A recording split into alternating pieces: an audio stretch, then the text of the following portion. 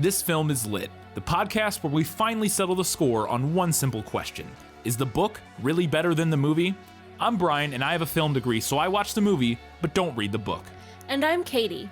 I have an English degree, so I do things the right way and read the book before we watch the movie. So prepare to be wowed by our expertise and charm as we dissect all of your favorite film adaptations and decide if the silver screen or the written word did it better. So turn it up, settle in, and get ready for spoilers, because this film is lit.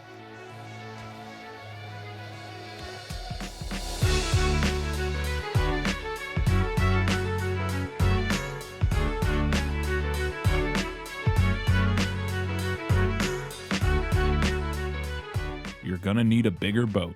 It's Jaws, and this film is lit.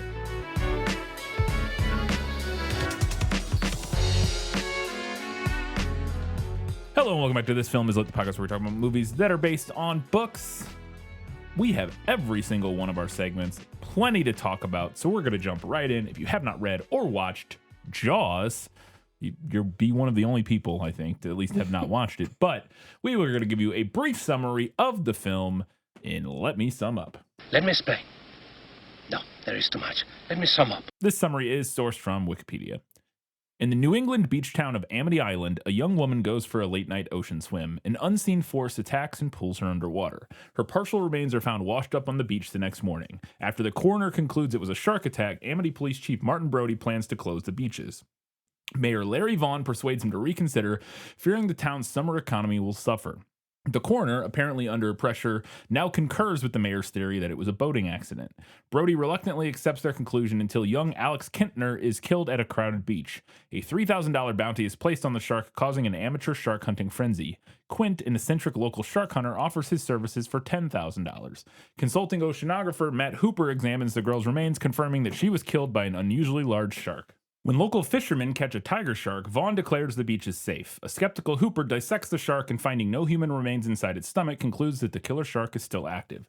While searching the night waters in Hooper's boat, Hooper and Brody find the half-sunken boat of Ben Gardner, a local fisherman. Hooper dons a scuba suit and goes underwater to check the boat's hull and finds a large shark tooth embedded in it. He drops the tooth after encountering Gardner's severed head. Vaughn dismisses Brody and Hooper's assertions that a great white shark caused the deaths and refuses to close the beaches, allowing only increased safety precautions. On 4th of July weekend, tourists pack the beaches. The shark enters a nearby lagoon, killing a boater and nearly killing Brody's son Michael, who is hospitalized with shock. Brody then convinces a guilt-ridden Vaughn to hire Quint. Despite initial tension between Quint and Hooper and Brody's fear of the ocean, the three head out to sea on Quint's boat, the Orca, to hunt for the shark. As Brody lays down a chum line, the shark suddenly appears behind the boat. Quint, estimating it is 25 feet long and weighs 3 tons, harpoons it with a line attached to a flotation barrel, but the shark pulls it underwater and disappears. At nightfall, Quint and Hooper drunkenly exchange stories about their assorted body scars. One of Quint's is a removed tattoo. He reveals that during World War II, he survived the sinking of the USS Indianapolis, during which sharks killed many U.S. sailors. The shark returns, ramming the boat's hull and disabling the power. The men work through the night, repairing the engine. In the morning, Brody attempts to call the Coast Guard, but Quint, obsessed with killing the shark without outside assistance, smashes the radio. After a long chase, Quint harpoons the shark with another barrel. The line is tied to the stern cleats, but the shark drags the boat backwards, swamping the deck and flooding the engine compartment. As Quint is about to sever the line to save the boat's transom, the cleats break off. The barrels stay attached to the shark. To Brody's relief, Quint speeds the Orca toward shore to draw the shark into shallower waters, but the damaged engine fails. As the boat takes on water, the trio attempt a riskier approach. Hooper suits up and enters a shark-proof cage, intending to lethally inject the shark with strychnine via a hypodermic spear. The shark attacks the cage, causing Hooper to drop the spear. While the shark destroys the cage, Hooper escapes to the ocean's bottom. The shark leaps onto the boat's stern, subsequently devouring Quint. Trapped on the sinking vessel, Brody thrusts a scuba tank into the shark's mouth and, climbing onto the crow's nest, shoots the tank with a rifle. The resulting explosion kills the shark. Hooper surfaces, and he and Brody paddle back to shore, clinging to the remaining barrels. The end. We have Guess Who this week. Let's do it. Who are you? No one of consequence. I must know. Get used to disappointment. Okay. He was a handsome man in his early 50s with a full head of salt and pepper hair and a body kept trim by exercise. He dressed with elegant simplicity in timeless British jackets, button-down shirts, and Ouija loafers. I'm gonna say this is Brody. This is the mayor, Vaughn. Oh, that makes more sense. That makes more sense. It's not really like I don't know if I would describe him necessarily. I guess he is kind of handsome. I don't know if I would describe him as a handsome man, but he does match pretty much everything else. And I was not sure about Brody because of the clothes. I was like, that doesn't really make sense for Brody, but Yeah. okay, fair enough. He was young, mid-20s, and handsome. Tanned, hair bleached by the sun. He was about as tall as the POV character, but leaner. I took a name out of that. I'm gonna say that this is Hooper. That is Hooper. Just based on the age, really. Yeah. I was just going on Yeah, he's the young guy. the young guy. He's the college student, or he's a grad student, or whatever. He wore a white t-shirt, faded blue jean trousers, white socks, and a pair of graying topsiders sneakers. His head was totally bald, not shaven, for there were no telltale black specks on his scalp, but bald as though he had never had any hair. And when, as now, the sun was high and hot, he wore a Marine Corps fatigue cap. His face, like the rest of him, was hard and sharp. It was ruled by a long, straight nose.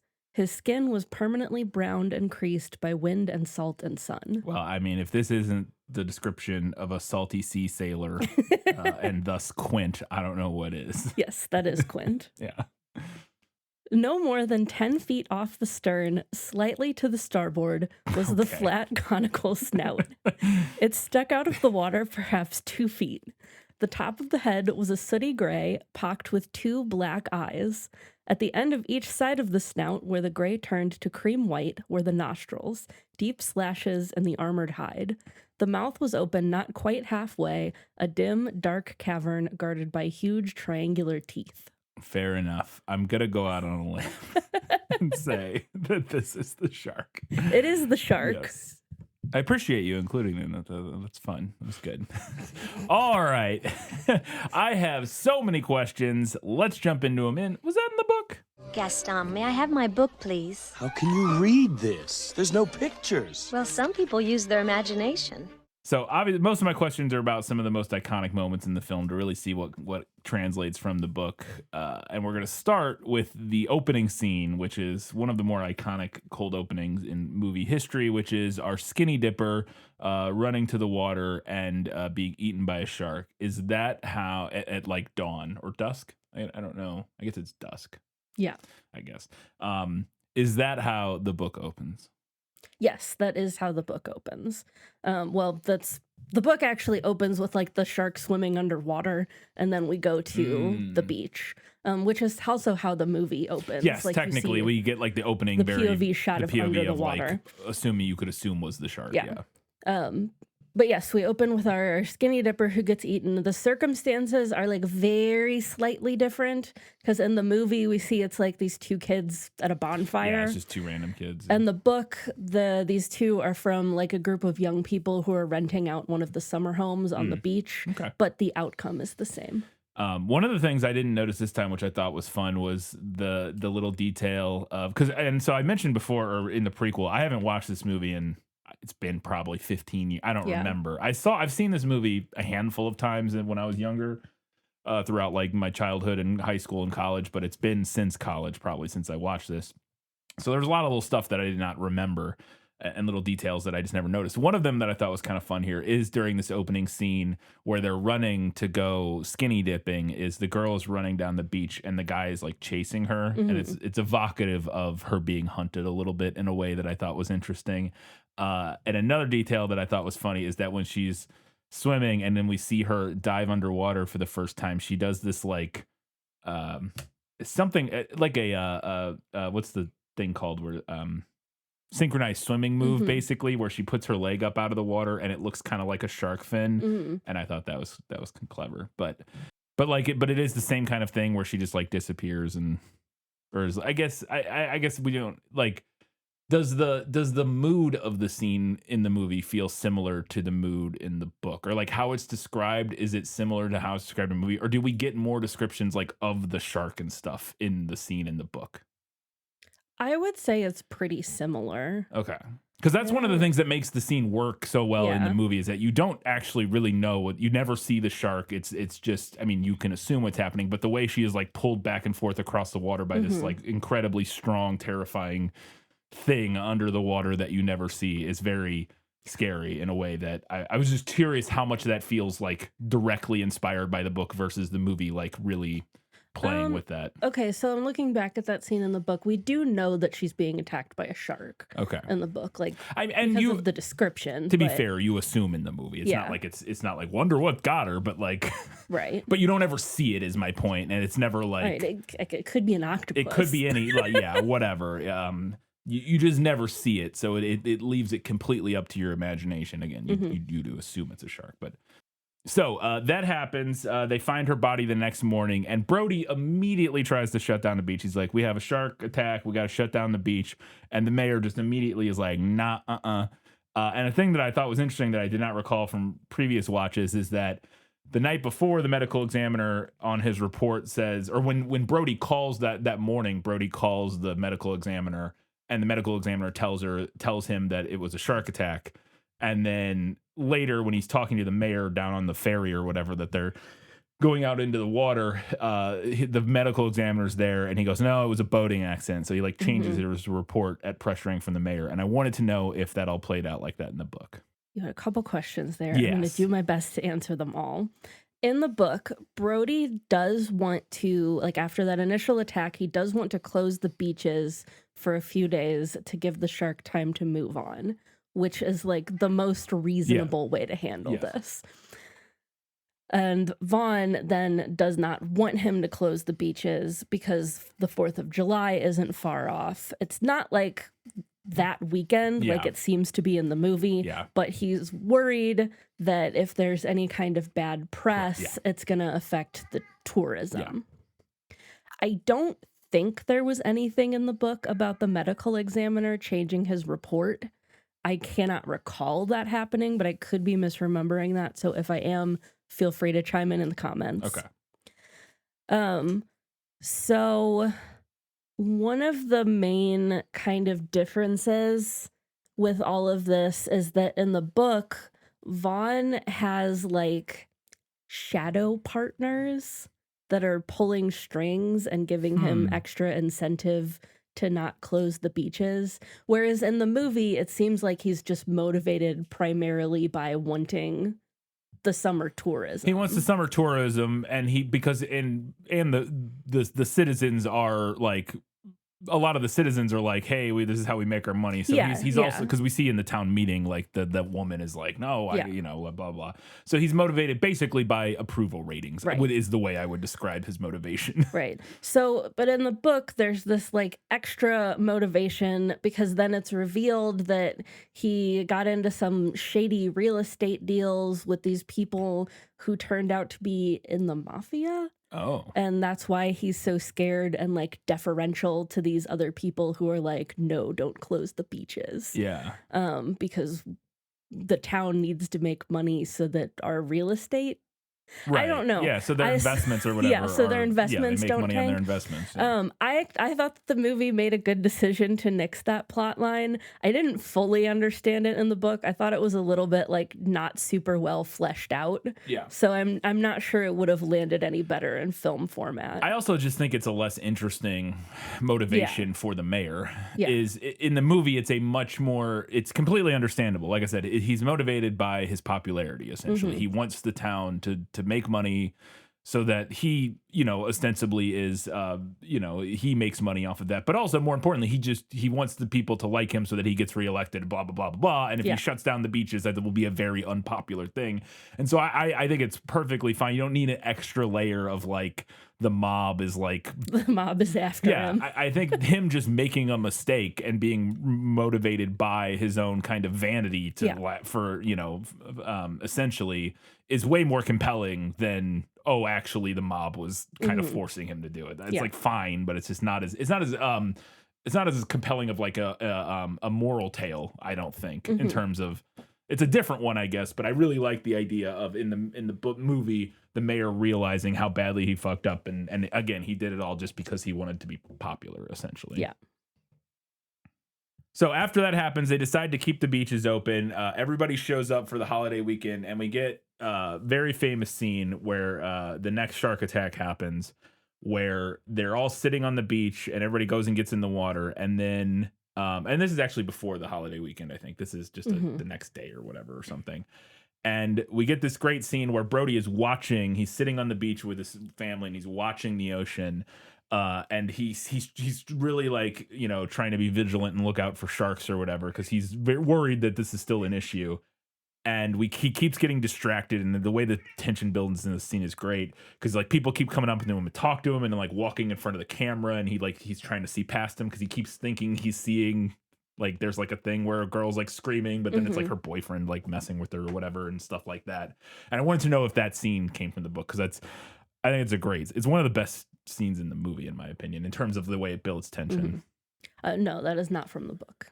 Okay, but it also leads to the most famous dolly zoom in cinema history, probably, which is the one where everybody knows what a dolly zoom is the one which is where the camera pushes in on him while zooming out, and you get that it's the Vertigo shot.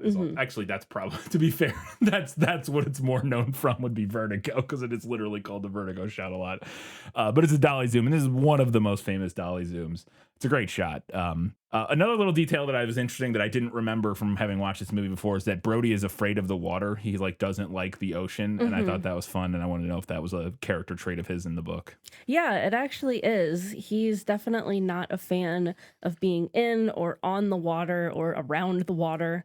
And the book also mentions specifically that he's a poor swimmer, which seems crazy because in the book, Brody is an Amity native. Yeah. He's not like a transplant. Like, how are you going to grow up in a town whose entire job is beach and not know how to swim? That is interesting. But that adds another layer that I think is fun. Of that, that he has this kind of deep-seated from childhood fear of the water and never learned to swim because of that. So yeah, they keep that, but yeah, he's from out of town. But they do address that, because they're like, didn't make a lot of sense for you to become sheriff in a town where that's an island and you don't like water. So the another shark attack happens. The kid is killed along with a dog, Pippin or something. Pippet. I thought he was saying Pippin. And it does sound. I looked it up afterwards because I had a note about it later. I was like, oh, because we're just watching Lord of the Rings right now again, and I thought that was fun. But yeah, Pippet. Okay. So they get killed, and then so they have a town hall meeting, which I thought it's a great scene. They're all crammed in this tiny little town hall office, and we get this. We're introduced to Quint. This is his introduction, and the way he is introduced is that he scratches his fingernails down the chalkboard in the back of the room in a truly spine-tingling, awful auditory moment, and I wanted to know if that was how his character was introduced in the book, and then if he offers to hunt and kill the shark for $10,000. That is not how he's introduced in the book. The book's introduction to Quint is Brody looking him up in the phone book and calling him. Okay. Because you used to be able to do that. You could just look anybody up in the phone book and call their landline. Well, now you just Google them. I mean, it's the same thing. But he is a professional shark hunter, and they do end up hiring him to kill the shark, I think for around the same amount. Yeah. Obviously this is better in the movie. Yeah, it's a great moment. And I also love a thing that I didn't remember in this movie. I'll talk more about it later, but I love that I couldn't understand like half of the words he said. Yeah. Which feels right. I feel like you shouldn't be able to understand like half of what that guy's saying. You also don't need to. You get the gist of it enough that it's like, but you shouldn't be able to understand every word that a Mainer seas fisherman, like old sea captain. You should understand like every third word that he says. I think that's the correct version of that character. There's a little tiny scene that I just want to talk about because this movie has some great little character moments. I will say overall, I enjoyed this movie a little less than my memory of it. Yeah. Just a little. I still enjoy it. I think it's a great movie. I don't know if I thought it was quite as like overall compelling as my memory. I think a big part of that is just not that it's not rewatchable, because it definitely is, but a lot of the pizzazz of this movie is the experience of seeing it the first time and like not knowing what's going to happen and the surprises. Yeah, I agree. And, like, that is a huge part of what makes this movie so compelling. And so seeing it for like the 10th time after having not watched it in a decade, it does lose a little bit of that. Again, I still enjoyed it. Still think it's a very, very good movie. But one of the things that I really liked was, or this little character moment that I thought was really interesting, where it's Brody and his wife are like sitting there in their house. And they're just chit chatting about, I don't know, what the day and like what he's gonna do and stuff like that. He's stressed out. He's stressed out, and his wife says to him, "Want to get drunk and fool around?" And he goes, "Oh yeah." And I thought this was great. I don't know why. It's such a funny little like real human moment that I don't know. I thought was very funny and endearing about their relationship and their just everything. It tells you a lot about their relationship in like no time at all. And I wanted to know if that came from the book, but also wanted to note, good on this movie for having an age appropriate spouse for Brody. Yeah, for real. Because they are like seemingly roughly the same, Yeah. like in their like this is the 76, so they might have been 30. It's hard to say. It's hard to say how old they actually were. I wouldn't be surprised if they were actually like 35, Yeah. but they're somewhere in their 30s or 40s. I would say they're late 40s is what I would guess. Like if I saw those people today, I would say they're in their late 40s. I guess I could look up how old the actor was in the movie. But does that little scene come from the book? That scene does not come from the book. We're going to talk more about Brody and Ellen's relationship a little bit later. Don't you people who read the book worry, we will get to that. But spoilers, I like them a lot better in the movie. Okay. And so he was like 44 when they filmed, Okay. or like in his early 40s when they filmed this. So I would have guessed the late 40s, early 50s, but that's that classic. People back then aged a little harder because they were all smoking and drinking all the time. And drinking and tanning and in the sun constantly. Yeah.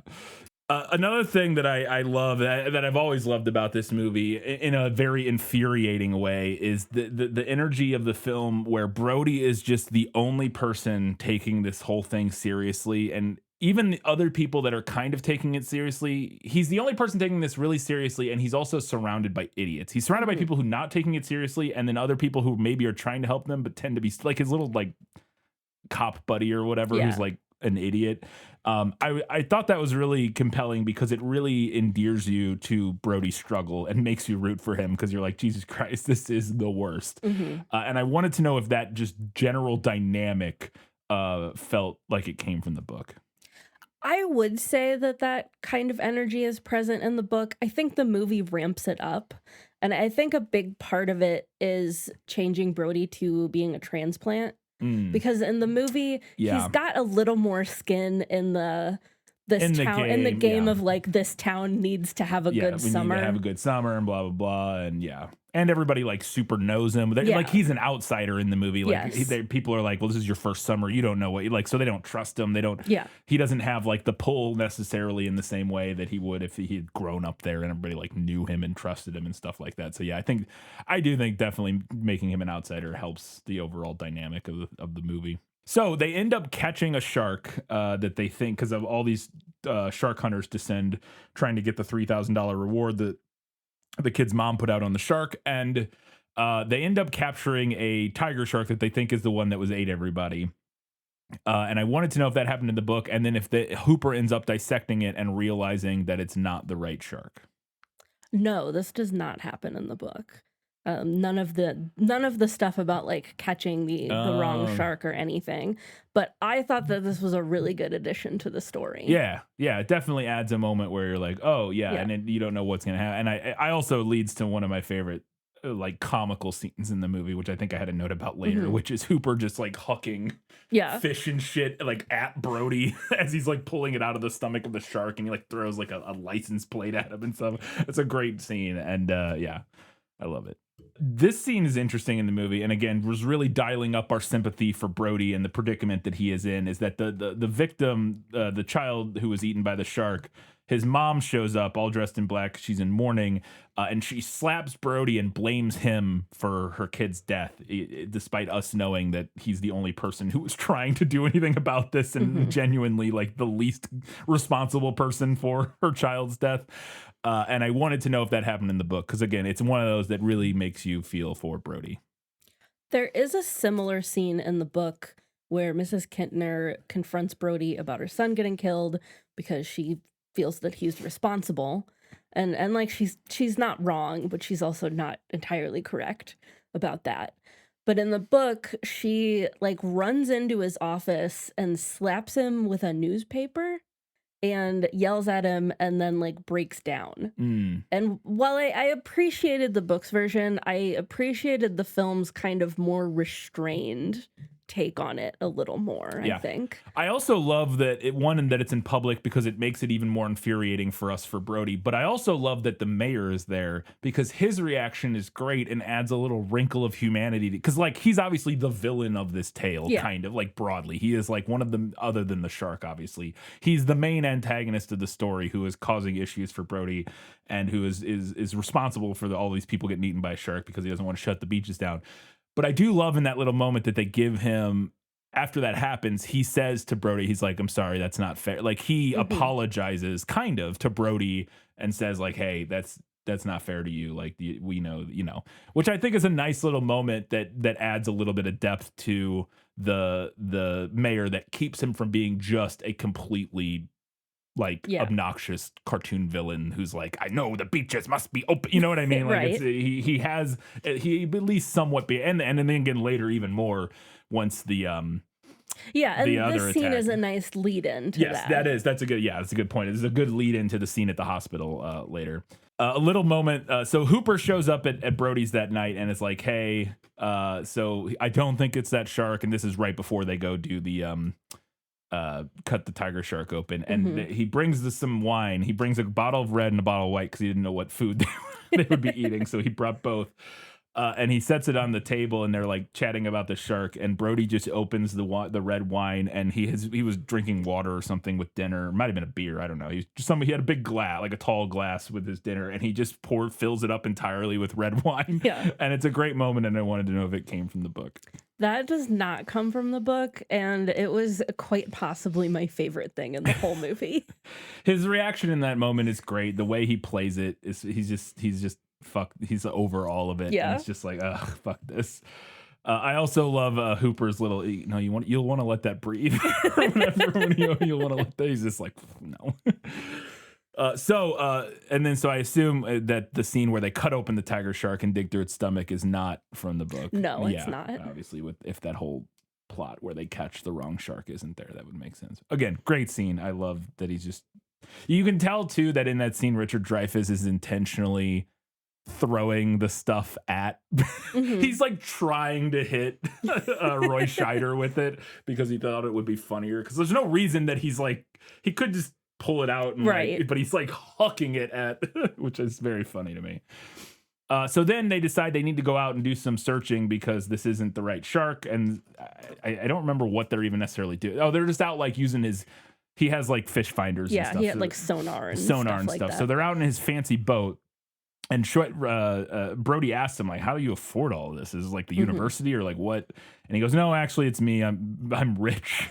And we find out that he's just like from a rich family and just buys all this stuff himself. And I wanted to know if that came from the book because I thought that was an interesting little wrinkle that I did not remember at all. And that stuff never ends up really mattering. I guess some of it does later, but like his like fancy boat they don't use his fancy boat other than this one scene. But I wanted to know if that element came from the book. Is like Hooper a rich kid? He is. He is from a rich family in the book, which is important for different reasons. Because he does say that the equipment he has comes from the research institute that he works at. Which makes sense. Yeah. So they then find the shark, or they find the shark tooth in that boat, one of the fisher's boats, who's got his head bitten off, or I guess his body bitten off, and his head was left behind, and freaks out. And then they go and they tell the mayor, and they're like, "Hey man, we did not catch the right shark. I found a great white shark tooth in the boat, and that's what's killing everybody." And the mayor just does not believe them.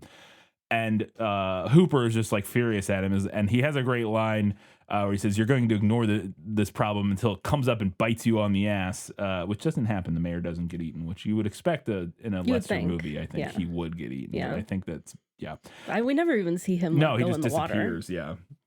Yeah.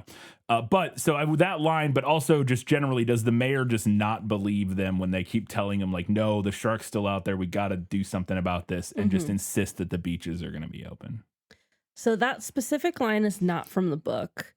The mayor does spend the book insisting that they don't need to close the beaches, but like I said earlier, it's much more mixed up in his like real estate mafia problems Yeah. than anything else. Yeah. Okay.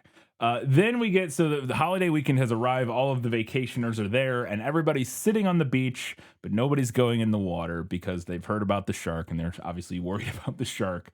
Even though they, the town has reported that they caught the shark and killed the shark. People are still a little weary, and so we get this scene where the mayor is like walking around on the beach, and he starts like coaxing residents to like go get in the ocean. Yeah. And I did not understand why he would do that. I wanted to know if it came from the book because I'm sitting there, I'm like, I didn't remember this scene. I'm like, buddy, they're there and they all seem to be enjoying them. Nobody seems like miserable or anything. They're all like hanging out like on the beach. Like people like playing video games on the boardwalk or whatever. And like, I was like, if they're not in the water, they're probably going to spend even more money. Yeah. Like, because they're The going to be beach like, is free. yeah, like being in the water doesn't do anything for you. And so I want to know if that came from a book. I guess the idea is that he thinks people. Anyways, does that come from the book? Does that scene happen in the book? That scene is not from the book. Okay.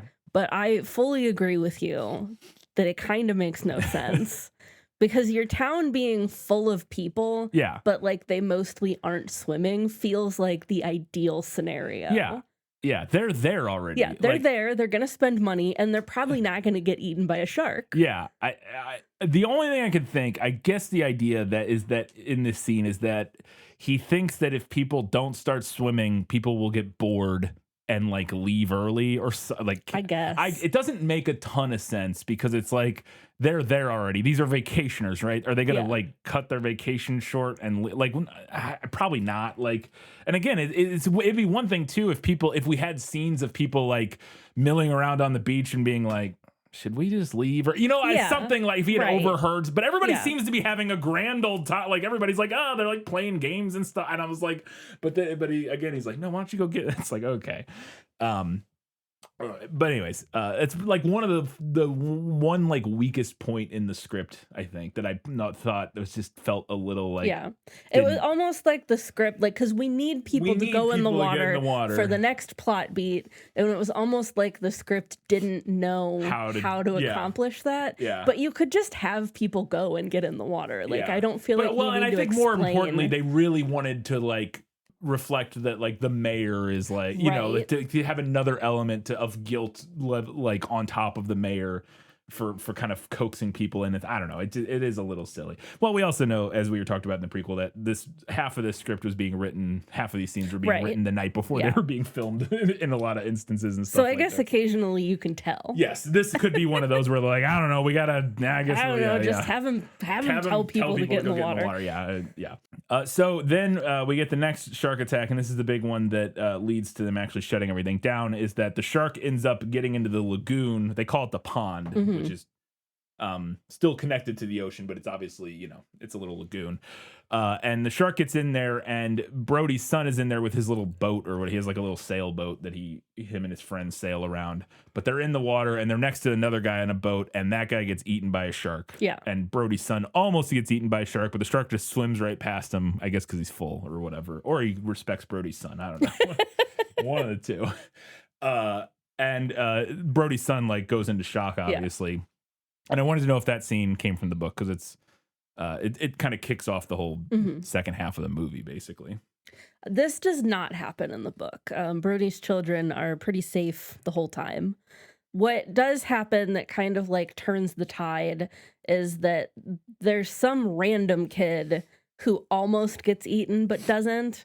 And there happens to be a news crew on the beach, and they like catch the whole thing. So on there tape. Isn't another death that then sprung. Oh, okay, because there is. We never see this. It's just some like older kid who's like, he looks like he's in his early 20s or something. Gets eaten. Interesting. Okay, but kid almost gets eaten, and the news crews catch it. And, okay, maybe same idea. Random little thing. Just Quint drink Narragansett beer in the book. Because in this movie we see him drinking beer on the boat when they go out. They're now on their shark hunt, and we see him drinking Narragansett beer. And I had never heard of it before, but like a couple years ago, we were at some pizza place somewhere. I genuinely can't remember where. I think that might have been in Kansas City. It might have been, but I can't remember. And they had Narragansett beer there, and the lady, the server was like, "Oh, this is the beer from Jaws," and I was Yeah. like, "What?" I never really, because it's not super prominent in the movie. He drinks it like one time or I don't know, a few times, but you don't like. There's not like a super close up of the can. Or Yeah, anything it's not like that. product No. placement or anything. But apparently it's a real beer, and it still exists. And I tried it. It was good. It's a good beer. And I wanted to know if he drinks. It's also called Gansett, apparently, like for short. And I don't even know. I think I'm pronouncing that wrong. Probably. I can't remember. She told us how to pronounce it, and I forgot what it was. But there's that beer in the book. So they do drink beer while they're on their shark hunting expedition, but the brand is never mentioned. Okay. That is it's a popular Rhode Island beer. Apparently, it's from Rhode Island, so it's from that area. So it makes sense for him to be drinking it. But. Speaking of, that is during the scene or right before the scene where we get where he catches the shark on his fishing reel. And I wanted to know if the fishing scene came from the book, because it's, man, one of my favorite scenes in the movie. The way the tension builds in that of Brody like practicing tying his knots, and like Quint notices the reel like clicking out, and he's like watching it, and we get this great like close up. I think it might even be a split diopter of him and the reel. And he's like watching it, and he's like slowly like strapping himself into the chair, and it's such a great, again, tension build. And I wanted to know, and then obviously he catches or hooks it, and we get the big scene where he's trying to reel it in or whatever. And I wanted to know if that scene happened in the book. There are some moments where they're like kind of essentially fishing for the shark, but this specific scene with like all of the things that you mentioned, that it is not from the book. Although I agree with you, it's a great like tension building, like a study in tension building. It's so good. Which leads into probably the most famous scene in the movie, which is the chum scene, where Brody is tossing chum over the side, and the shark just pops up behind him, and he just bolts straight upright, backs into the cabin, and turns and says, "The line. You're going to need a bigger boat," a line that everybody misremembers as "we're going to need a bigger boat," which they say right after that. Yeah. But anyways, first does the chum scene and like Brody being surprised by the shark. And then the line, "you're going to need a bigger boat." Does any of that come from the book? So first, the line, "you're going to need a bigger boat," is not from the book. That is a movie invention. So I knew that. I had to ask anyways. Obviously, I knew that because I had read somewhere that was apparently it was like an inside. That's one of those. It was. I don't even think it was in the script initially. It was like an inside joke amongst the cast and crew. Like we're gonna need a bigger boat because of some issues they were having or something like that. So it's something they were saying like during filming that they then apparently worked into the movie. And it became the most iconic line from the movie. Yeah.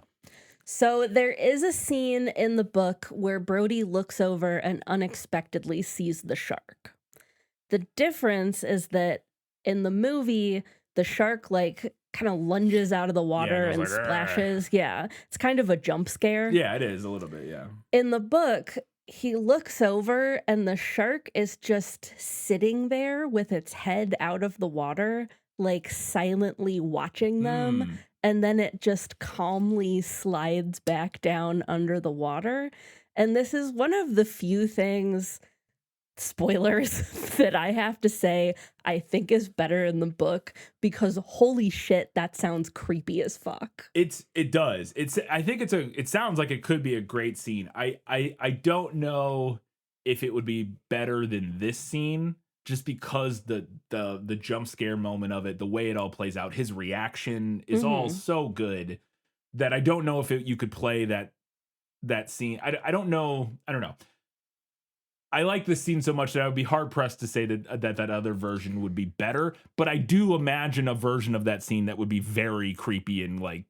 I think it would be a slightly different movie, maybe, or at least a different scene. Or a different scene. It would have a different vibe. Yeah. And I agree with you. I think that the scene we get in the movie is probably overall better. Yeah, but I get what you're saying. I totally get what you're saying. I like personally as far as like it being scary, Yes, I yeah. think the books version sounds scarier. I don't disagree with that. Yeah, no, absolutely. It kind of reminds you of like almost like it's like a whale or something. Yeah. It just because again what that does is which you get some of these other moments in the movie, but that evokes an intelligence beyond what you would expect of a shark. That Yes. it's like watching them or like Yeah. studying them or something like that. Which you actually get some moments of that in the movie where they talk about like it does things that are like weird. Yeah, and it does in the book as Yeah, well. like and specifically later we get that scene where they're reeling in the barrel rope and they like and then it like tries to ambush them from like it's basically like fishing for them where it's like it's got the barrel over here and they're like pulling the line in and then it like comes out of the water from behind them and stuff like that. So the movie does play with the idea that this shark is like super intelligent, and then the later movies go crazy with that. From what I've heard, I've never actually seen any of the sequels, but I've heard the sequels get exceedingly silly and ridiculous and the shark becomes like sentient like a human basically, but like and is like doing things that sharks literally could not do. Speaking of the flotation barrel thing, that was the thing as a kid I always thought was interesting is they keep shooting the shark with these harpoons with barrels attached because the idea is that obviously the shark won't be able to drag these big air barrels underwater and it'll like tire it out and basically kill it because it won't be able to swim anymore. And I wanted to know if that came from the book. Yeah, they do harpoon it with those like flotation barrels a couple times over the course of the skirmish. And I believe it does drag at least the one under the water. Yeah, because they have that scene later in the movie where they're like, oh, it's 3 barrels. He can't take 3 barrels under. Yeah. And then like we get it's swimming towards the boat and then like they disappear under the water. Ugh, so good. So then later that night, they fail to kill the shark. It disappears, and so later that night they're drinking. They're around the little table in the boat, comparing war stories and scars. And Quint and Hooper drunkenly become friends by comparing their scars. Who initially they were very standoffish, but as they start comparing their different scars from animal or shark encounters and stuff like that. They become fast friends, and I wanted to know if that scene came from the book because it's very fun. I like that scene. It is not from the book, but I also liked that scene. I thought it was good. And it leads directly into, because the final scar they ask about is he has this scar on his arm, and they're wondering what it is. Brody asks him what it is, and he explains that it was a tattoo that he had removed. And this is where he launches into the fact that he was on the USS Indianapolis, and he relays his tale of woe of the sinking of the Indianapolis and being in the water with all the people getting eaten by sharks and all that, which is a true a real thing that event. happened. The amount of people who were eaten by sharks is disputed, but it was a thing that happened. And like most of the people that like died of like exposure and stuff like that, they drowned. Yes, but when I was reading on Wikipedia, it says like the estimate is like dozens to 100 to a couple hundred of them were eaten by sharks. Like it was very much a thing that happened. A bunch of sharks showed up and just started eating all of them. And I wanted to know, and so he recounts this story, and it's very harrowing, and it's like the scene that everybody, it's the reason he was like nominated for an Oscar for this movie. It's like the scene, and I wanted to know if it came from the book. This is not from the book, but I really liked this. I liked the depth that it added to Quint's character, which is something his character needed pretty badly. Yeah. And I liked that Robert Shaw got to chew the scenery. Boy, does he! Yeah. Because he was a Shakespearean actor. I mean, he really gets to chew on it in this scene. He does a great job. It's a fantastic. It's one of the most famous monologues in cinema for a reason because it's done very well. All on a single take, I think. It all just sits on him as he does the whole thing. And so at this point, Quint's kind of lost it. The next morning, the shark shows back up, and Brody's like, "Fuck this, we're calling the Coast Guard," because their engine, they get flooded at this point, and like the engine the boat is starting to deteriorate. The boat is deteriorating, like the engine's all has issues and all kinds of stuff. And so Brody calls for help, and Quint comes in and just destroys the radio with a baseball bat. And I wanted to know if that happened in the book. That does not happen in the book.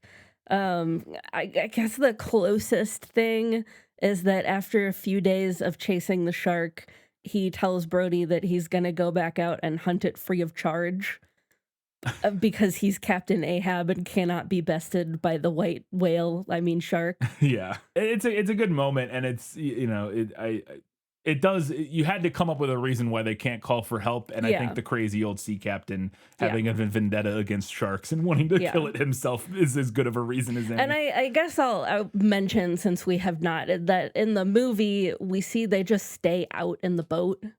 Like they're like living on the boat the Yeah. entire time. In the book, they only go out during the day, Oh, so and they, like like, at go out night, and they come yeah, back. at night Yeah. they come back. I do. It's only a couple days in the movie, like they're Yeah. out there. So, and I do like that it turns into like a bottle episode, like not a bottle episode, Yeah. but I think it's more compelling that they're just. It would be way less dramatic if they could No, just come and go absolutely. like every day and like go back to shore in the evening and whatnot. Them being stuck out on the boat at sea which also doesn't make is a little, and not that it doesn't make sense, but there is an element of like, okay, well, the shark has been killing people pretty close to the shore this whole time, Right. and now you're like way out at sea, I guess, to Right. hunt this thing. Like, whatever, it's fine. You need it to be that way so that it's remote and they're stranded, and it's And you they get your do, like in the book, they talk about like Brody's like, well, why can't we stay out here at night and keep hunting it? And Quint is like, because we can't see it. yeah, we can't do anything. We at can't night, do yeah. anything. Yeah. And so they start to go back to shore, but Quint pushes the engine too hard and it blows the engine up, and so now they're trapped. They're Yeah. stuck. And they don't know what they're going to do. So Hooper has this idea that he brought this shark cage with him. He also has this spear and a poison, strychnine poison, apparently. And he has this plan that it's not a great plan, but it's the only thing they can come up with, is that if he goes down in the cage with the spear, he can stab the shark. Because they specifically say, like, because I'm like, well, the shark has been coming up to the boat, just stab Yeah. it. It's even still, this is a little flimsy, but he's like, the guy's like, do you think you'll get that spear through his skin or whatever? And he's like, no, but if I can get down there and get close to him and get him in the mouth, Right. like the tissue in his mouth will be soft enough that it will actually get through. And so that's like the justification of why he needs to go down in in the cage to do it. It's a little flimsy, but whatever. I wanted to know if that came from the book. Hooper does go down in the shark cage.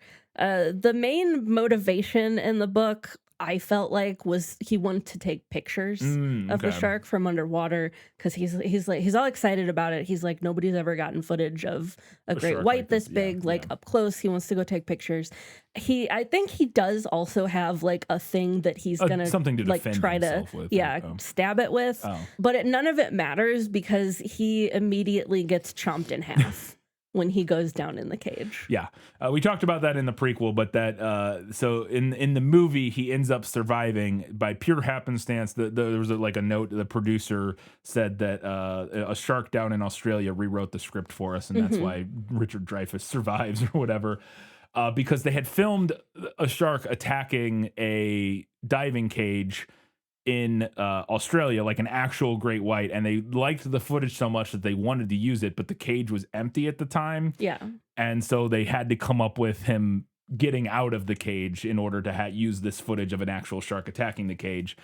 It's also, he is laughably bad at trying to stab this shark with a spear. Yes. He immediately drops it. Like, as soon as the shark shows up, he drops the spear. And you're like, well, that was great. Okay. He's also holding it outside the cage for some reason. I didn't understand that. It's a spear, man. You can poke it through the bars of the cage. You don't have to have your arms outside the what are you doing? I was like, okay, whatever. He's like, again, he's laughably bad at it. I will say the shark puppet, animatronic, whatever they use when it's like attacking him in the cage. Some of those shots, again, later are a real shark, obviously, but the ones where he's like in the cage and the shark is like trying to come through the bars is obviously not a real shark. And it's very convincing. And the shark looks great in like all of the scenes. For the most part, like when you see it swimming around, it is a very convincing animatronic of a shark. But in this particular scene, it's like it looks like a real shark attacking a cage in a way that is. It's why it's the thing that makes the movie work. If the shark looked any worse or any less believable in all of the scenes that it's in than it does, the movie would be bad. Like it just wouldn't work. Right. But the fact that the movie every time you see the shark, your brain goes, "That's a real shark," is what makes it terrifying and what makes it work. Well, and as this movie. the movie is also, and lots of ink has been spilled on this, but the movie is also very judicious Yes, about yeah. when it shows the shark Yes, and obviously, how it shows the yeah. shark. Often not even by their choice. Yeah. Again, we talked about this in the prequel. A lot of that is because the shark wasn't working, or they Right. were having technical issues with the animatronic or whatever, so they had to not use it or just use the fin Right. or whatever. But by necessity, Yes. then Yes. we end up with a thriller that is very scary because you're not seeing the shark Yes. for a lot of that time. Yeah, absolutely. Well, and even like the scenes like early on where we see like the kid get eaten by the shark and stuff, the way they depict that, if you've ever seen footage of like sharks feeding, it Yeah. looks very real to what you, it's just like kind of like fins and stuff flipping around. It's not like super violent, like the shark doesn't like jump out of the water or anything like that. It's just kind of like, what's going on over there? Oh, Jesus. And like, in a way that is very, again, it all looks very real. And then you mix in some real footage of sharks and it helps trick your brain even more. Does Quint get eaten? Then Hooper's now disappeared. They don't know what happened to him, but the shark then just bursts out of the water and slams onto the back of the boat, basically rips the boat in half. And Quint slides down and basically just gets swallowed up and eaten by the shark. And Brody is now the last man standing. Is that how it goes down in the book? Quint does not get eaten in the book. He does die. Oh. But he doesn't get eaten. That's the biggest insult ever. Like, at least in this, he goes down eaten by a true war, like a true. Well, wait. Okay. Because your next question, I talk about this. All right. So Brody is the last man standing in the book, though. So that leads to the final confrontation here. Brody, the shark bursts into the orca at one point, and Brody grabs a scuba tank that they had and shoves it and is like hitting the shark with it and ends up like shoving it into the shark's mouth. And so the shark has this scuba tank sitting in its jaws for this final confrontation. And Brody has the clever idea of using the rifle that they have to shoot the tank to potentially blow it up. Yeah. He comes up with that on the fly. I was like, that was clever, I guess. I mean, they do set that up. Oh, do earlier when Hooper brings the tanks on board, or at some point, like is there a line about? they got loose. I saw the part where somebody's like, "Hey, be careful! That's like compressed air; it'll blow up or something like that." Okay. Anyway, so he has this plan, and there's the orca is sinking. He climbs up on the mast, which we set up earlier by seeing Quint up on there, but he's up on the mast, and we get this great thing where it's like slowly dipping into the water, and he's slowly falling. We get like it's like a classic like ticking clock kind of thing. Like it literally looks like the hand of a clock like moving down as he's like slowly dipping down into the water. And he pulls the rifle out, and the shark comes charging at him. He shoots at it a couple times, and then on the final shot, hits the scuba tank, and the shark explodes. Yeah. And he survives. And I wanted to know if that's how the shark is conquered in the book. It is not. Okay. And now, before I get into this, I want us to recall the book review poll quote that I read in the prequel, where the reviewer said that the climax of the novel, quote, lacks only Queequeg's coffin to resemble a bathtub version of Moby Dick. And now I had not finished the book yet when I read that. So I thought that maybe that reviewer was being a little bit melodramatic in the way that book reviewers sometimes are. Sure. But little did I know, this book ends almost exactly the same as Moby Dick. So what happens at the end of this book is that Quint accidentally gets a rope wrapped around his leg in the chaos. Oh, okay. And he ends up being tied to and then dragged into the water by the shark, subsequently drowning, which is exactly what happens to Captain I've never Ahab. actually read Moby Dick. Literally, so. I've never read Moby Dick. I've read excerpts from Moby Dick in high school. Yeah. We did not read the whole thing because it's like a It's 1,000-page very long, novel. But we read like some excerpts from it. That is how Moby Dick ends. Okay. Captain Ahab like accidentally gets tied to the whale and like dragged into the water. So that happens to Quint, and then the shark ends up like succumbing to his wounds before attacking Brody, who's just like floating on a seat cushion. What do you mean succumb to his wounds before attacking? So Brody? he's like Hang on. I just because I will maybe just, I don't know what succumbs to his I wounds will means here. simply. Brody clutched the cushion, and he found that by holding it in front of him, his forearms across it, and kicking constantly, he could stay afloat without exhausting himself. The fish came closer. It was only a few feet away, and Brody could see the conical snout. He screamed an ejaculation of hopelessness and closed his eyes, waiting for an agony he could not imagine. Nothing happened. He opened his eyes. The fish was nearly touching him, only a foot or two away, but it had stopped. And then, as Brody watched, the steel gray body began to recede downwards into the gloom. It seemed to fall away, an apparition evanescing into darkness. Brody put his face into the water and opened his eyes.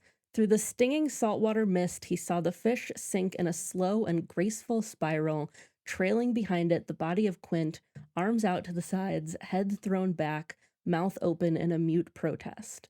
The fish faded from view, but kept from sinking into the deep by the bobbing barrels. It stopped somewhere beyond the reach of light, and Quint's body hung suspended, a shadow swirling slowly into the twilight.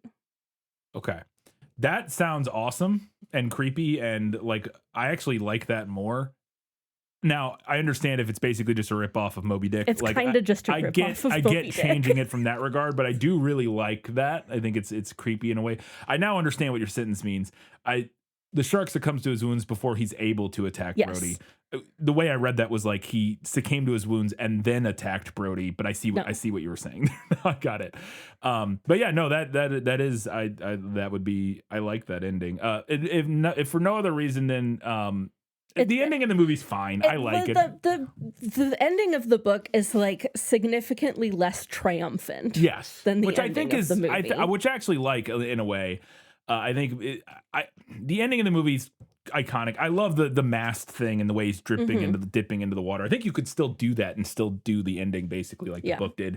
But I do. There is something I like about the less triumphant kind of just like that's fair. Sad nature, and especially the way Quint gets drugged. I think that's all really compelling. Again, ripping off Moby Dick aside. Right. On top of that, you add on the fact that, and then this is whatever because it is a movie and like who cares, but it is also the fact that shooting a scuba tank doesn't cause it to explode like that. Like that's not a thing. They did it on Mythbusters. Like you literally, it does not like what it can do is you could put a hole in it kind of. Even that's complicated, but like you could put a hole in it and it would like maybe like shoot into the shark and might hurt it a little bit, but like it's not gonna explode. It's just not how that works. Okay, fair enough. Yeah. So like they don't like shooting it with a gun. It won't explode. It will just leak air basically. Again, it could hurt the shark, but it's not. Yeah. The thing for me is that like, two things. One, while I was reading like the last page of this novel, I had that review quote in mind. So I was like thinking like, okay, what's going to happen here that made this reviewer think of Moby Dick? And then I was like, well, I'll be damned. Well, it's Moby Dick. Yeah. The other thing is that I initially misread the last part about the shark. And I thought for a second that the shark got away. And I was like, go shark. Yeah. And then I read it again and I was like, oh. Yeah. But I think the other thing that I really like about that is him looking down and just it's such a creepy ending because it triggers like the thalassophobia. Like, yes, it is. Like it is seeing that giant shark just disappear into the black depths with Quint's body follow. Like that's very creepy and upsetting in a way that I think would be very. I understand why that wasn't the final moment of a big blockbuster summer movie, but like. I kind of like it. Much with like the other scene where the shark just like comes out of the water and watches them. It's a slightly different movie. Yeah, no, that's true. All right, those are all my questions for Was That in the Book? But I got one thing I want to ask about in Lost in Adaptation. Just show me the way to get out of here, and I'll be on my way. Where is it lost? Yes, and I want to get unlost as soon as possible. There's this one moment in the movie where I think it's the scene where the kid gets eaten.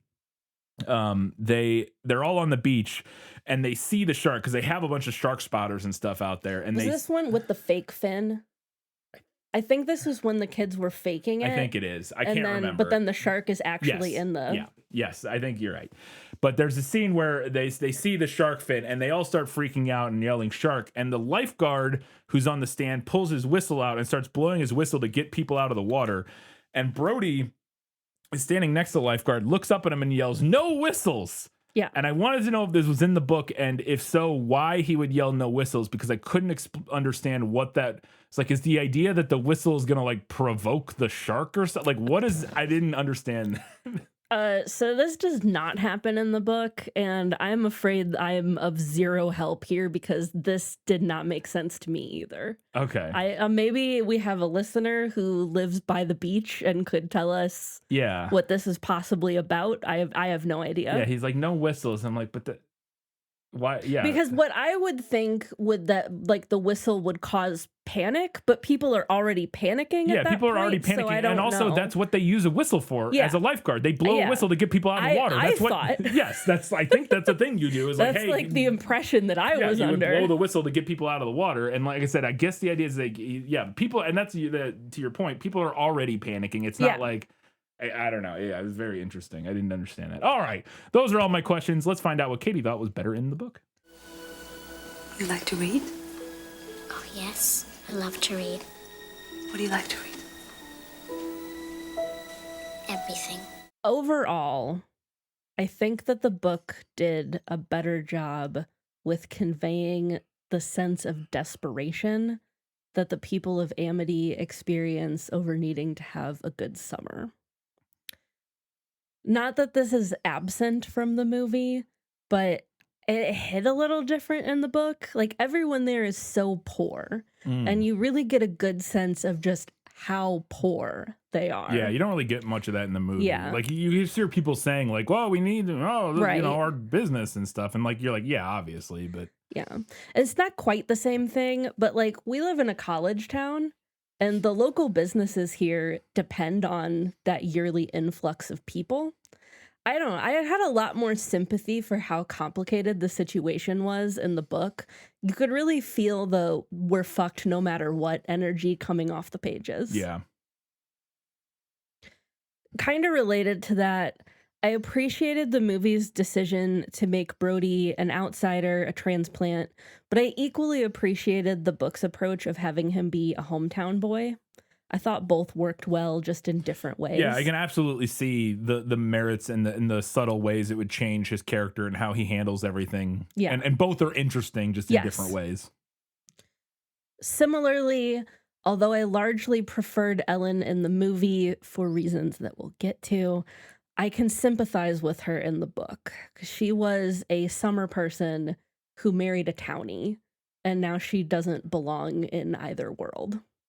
Ellen is his wife. Yeah. Okay. I liked Brody's friendship with Harry Meadows, who was Amity's newspaper reporter and editor, and he is the newspaper in Amity, but I thought they had like a really nice little friendship. Yeah, we see him once in the movie, like come Yeah. out of the Gazette. And that's also the guy who was the main credited screenwriter. He got cast in the movie. He was like a writer on The Odd Couple or whatever. He's the guy who like added a bunch of comedy and stuff to it, but he also like rewrote the whole script. Yeah, he's a much bigger character in the book. Yeah, yeah. We like. I don't even know if he has a line, maybe one or two lines in the movie, but barely in it. Yeah. I enjoyed this description of old money rich people. Quote, "Privilege had been bred into them with genetic certainty. As their eyes were blue or brown, so their tastes and consciences were determined by other generations. Intellectually, they knew a great deal. Practically, they chose to know almost nothing." Yep. Yeah, that's a good one. I also really liked this singular line. "The sea was as flat as gelatin." Yeah, it's a That's good. really a there's- good, like a good visual Yeah, there. because there are a lot of times where obviously like glass. There's a lot of ways people have described a calm sea. Yeah. in literature, But and that's I a new feel, one. I feel like gelatin really Yeah. evokes something though, Yeah, because no, it does. gelatin looks liquid. Yeah, it has a liquidity to it. Yeah. And it like you can kind of it does for sure. This last thing, this is just like me being silly. But so there's one point in the book where Ellen decides she wants to have a dinner party. And she wants to invite Hooper, because she has like a crush on him. We'll get to that. Yeah. But then Brody's like, well, we should invite a girl for him. Okay. So they invite this young girl from town whose name is Daisy Wicker. And then during the dinner party, she talks about putting weed in gazpacho to a cop Nice. in the 70s. Yeah, but I don't know. It depends. Small town cop, and you were a mixed bag of how like strict they were but about anyway, shit like that. I mean, apparently he was not all that strict because he didn't like arrest her or anything for it. Yeah. But then later on in the book, We only arrested black people for weed back in the 70s, Katie. Okay, yeah. And continuing after that as well. Yeah. So they invite this Daisy Wicker girl to this dinner party. And then later on in the book, Brody finds out from Larry Vaughn's secretary that Daisy Wicker is a lesbian and thus was not going to be interested in Hooper at all. Yeah. And I wrote in my notes, Daisy Wicker's gay. Happy Pride, everyone. Amazing. Happy Pride. There's a lesbian in this book. Yeah, there you go. All right, let's go ahead and find out what Katie thought was better in the movie. My life has taught me one lesson, Hugo, and not the one I thought it would. Happy endings only happen in the movies. There was some peak men writing women in this book. Possibly the best of which was the line, "Their untethered breasts bouncing." We love when boobs boobily. What does that mean? What is that? I feel like what he wanted was like they're not wearing bras. Yeah, I mean that's like, what that means. What untethered? Yeah. They don't float. Well, they're not tied down by a bra. They're untethered. Wild and free in the breeze. Okay. Yeah. I'm not saying it's great. I'm just saying I can at least understand the idea. They're not, yeah. Flipping over to the movie, we kind of touched on this, but I love the tension of the scene right before Alex Kintner gets attacked, because the film sets up like a couple different options of like, we have like the kids playing and we have like this woman like floating and we have the dog and you don't know what's going to happen. Yeah, that's the scene with the vertigo shot. Like that's the, also R.I.P. Pippet the dog. Pippet, yes, not Pippin. Yeah. Wasn't a fool of a took. No. Also, when I looked up what the dog's name was, because I couldn't remember for sure, there was a random like article about the dog, and apparently when they were filming the part where his owner, because that's his actual owner in the movie, when they were filming that part where he's like calling for Pippet and there's no answer, they had to like cover the dog's ears. They couldn't just take it off set because he kept like responding and barking. I was a little thing that I think this movie does really well that I appreciate is that because it is like a blockbuster, like, you know, action adventure thrill ride movie, horror film, whatever. One of the things it doesn't do is spend too much time making you feel bad. Yeah. So like it kills characters, like a kid gets eaten by a shark, a dog gets eaten, but like it never, that woman at the beginning, it never like lingers on the aftermath or really like revels in like the gore or anything like that. And again, even like specifically the dog being eaten, you know, like you don't even see the dog get eaten. You don't know anything. You just see the guy looking for calling his dog and his dog and coming back. And it's like, and then it moves right on. And a lot of that happens in a way that allows you to watch this movie and still go on the roller coaster of like, oh geez, oh no, but without ever like feeling You're never awful. too sad. Yes, that's what I mean. You're never too sad. It does a really good job of teasing those emotions out of you, but never like forcing you to really like, because again, that's not what this movie is. This movie is supposed to be fun. It's a thrill ride. It's an adventure. Yeah, it's a blockbuster. Yeah, so it's supposed to be that kind of a combination of all those things. And so I thought it has a really deft hand in handling, again, people and animals dying. I thought the movie's edition of a town hall meeting was inspired. Always good not stuff. Not in the book at all? No, not in the book absolutely. at all. You gotta have a town hall where... Always good stuff when we get a town hall meeting. Yeah, it's always great.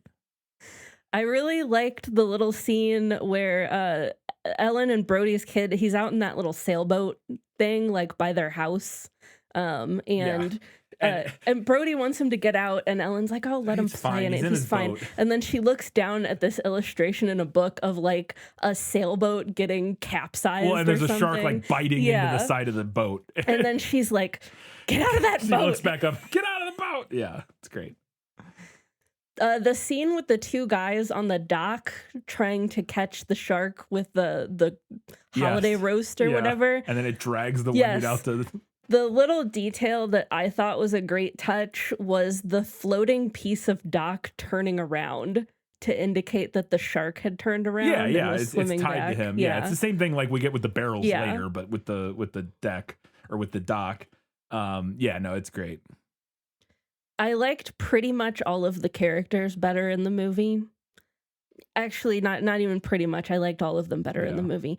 The reviews were not lying when they said that the characters were unlikable. I had a very hard time rooting for anyone It's fair. in this book. They were all bad. Yeah. I liked the dinner scene with Brody's kid mimicking him. I thought that was cute. Yeah, it is very cute. Yeah. Even though his kid kind of looks like Chucky. His kid is an interesting looking child. Yes. But yeah, it's a cute scene, yeah.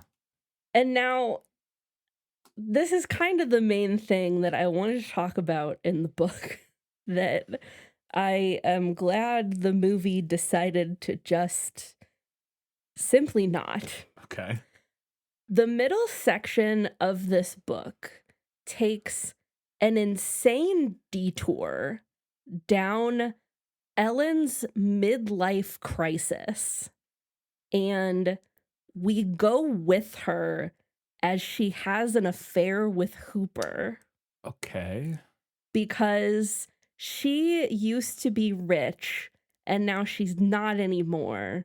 And she's like, I want back into that world. So she's gonna have an affair with Hooper. So she 'cause has he's an rich? affair with Hooper. Well, mostly yes, but also because when she was a teenager, she dated his older brother for a while. Oh, and so this is like some weird. Yes, like, this is some weird like psychosexual, but also like she just wants to, she's also like unhappy in her marriage Right, with yeah. Brody and blah blah blah.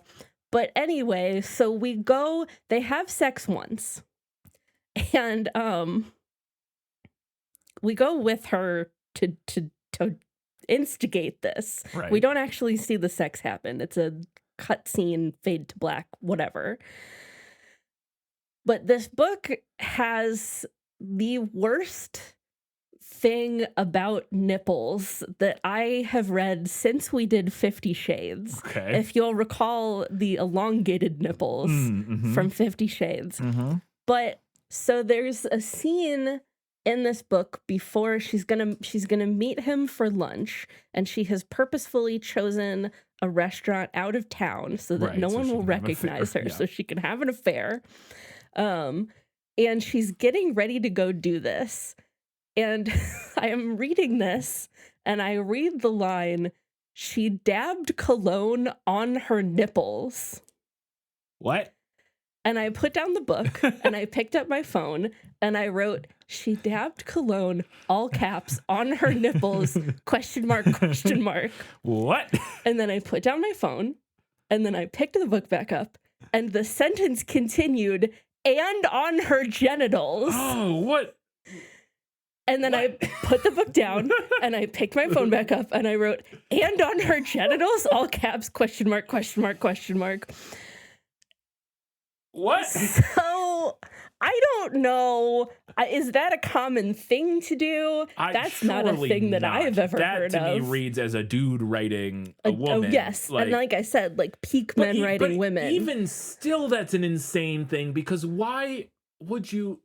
I guess nipples I could see, maybe. No, I could see like on the in between her breasts or Sure. something Right. like around, that. Around the area. Around the area, or like she ran, if you want to be like, make it kind of seductive and sexy Right. or whatever, you could have her like put it somewhere sexy or whatever, but on your nipples. On the nipples. That's insane. And then on the genitals, That's even feels crazier. even crazier because that Again, feels unless he just like, means like, you know, like you could put a little like on your happy trail or something, like on the, sure. that would be one thing, but like on your genitals On implies the genitals like to me implies yes, like on the genitals. which is you should not put cologne. You should not. Do You shouldn't put much of anything No. on your genitals. You definitely shouldn't put an alcohol-based and cologne or whatever, like perfume and like what. We're getting a UTI today. It's also even from the perspective of a guy, like I'm trying to imagine it through the lens of like a horny dude. Like this is like writing a fantasy about like how he imagines a woman getting ready for a date or whatever. Right. Why is that sexy to the person writing it?